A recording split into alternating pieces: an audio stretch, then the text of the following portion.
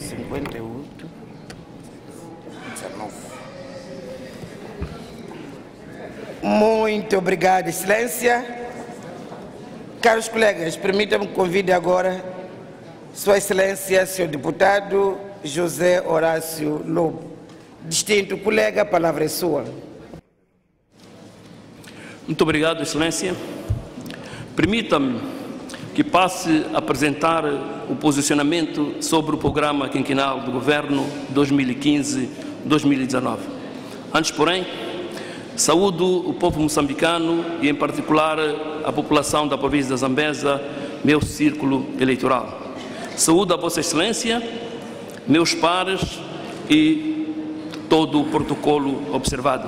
A seguir, descrevo o posicionamento.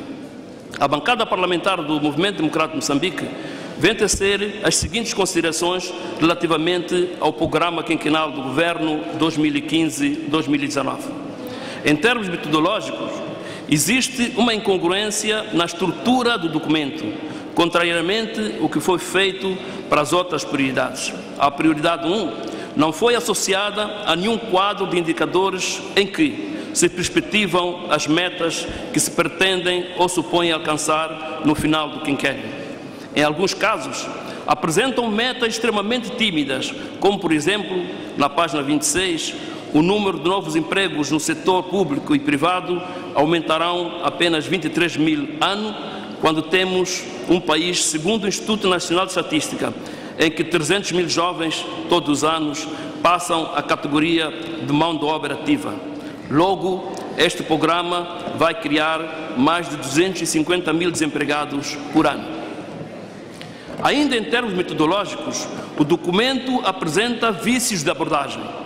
Os quadros de indicadores, em muitos casos, a prioridade definida e os objetivos estratégicos não estão em consonância com os indicadores selecionados nos quadros. Vejamos. No concernente ao processo de descentralização, na página 49, o PQG não apresenta nem ações nem metas a serem alcançadas para a materialização do Decreto 33 de 2006, de 30 de agosto, que institui a transferência às autoridades autárquicas das competências dos setores de saúde e educação. Para além disso, o PQG não prevê financiamento do Governo para obras de grande engenharia, como, por exemplo, na proteção costeira nas cidades da Matola, Beira, Nacala, Climane e outras. O PQG define logo na introdução como enfoque central o aumento da produtividade para a melhoria das condições de vida dos moçambicanos. Porém, no quadro de indicadores relacionados na página 26, nenhuma meta foi traçada para a produtividade agrícola, que, como sabemos, é das mais baixas da África e do mundo. Como é que é possível um governo de continuidade descurar o mais importante segmento produtivo do país, que é a agricultura?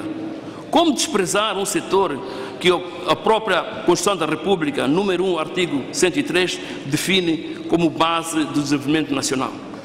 Ainda no que concerne à Lei-Mãe, o PQG não obedeceu o princípio de equilíbrio regional, pois não apresenta materialização ou execução do programa em regiões, incentivando e solidificando desta forma o desequilíbrio econômico, social e regional no país, criando condições para o incumprimento número 1 do artigo 128, conjugado com o número 1 do artigo 129, ambos da Constituição da República de Moçambique.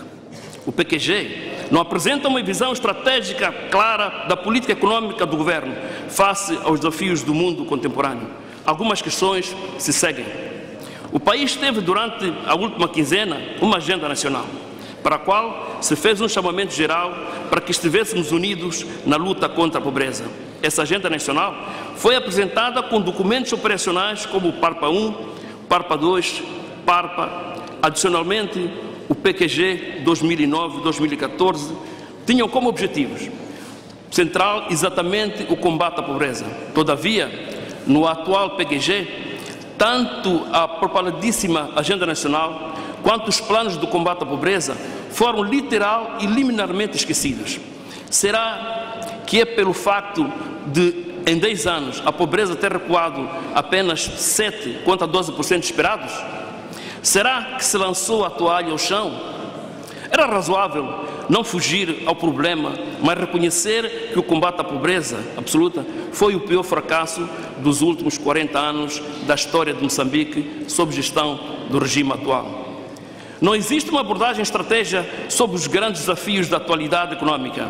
Enumero o decréscimo do volume de negócios na grande indústria e a retirada do capital dos grandes projetos, o elevado endividamento não produtivo e de fraca eficiência na economia, como em Matum, só para dar um exemplo.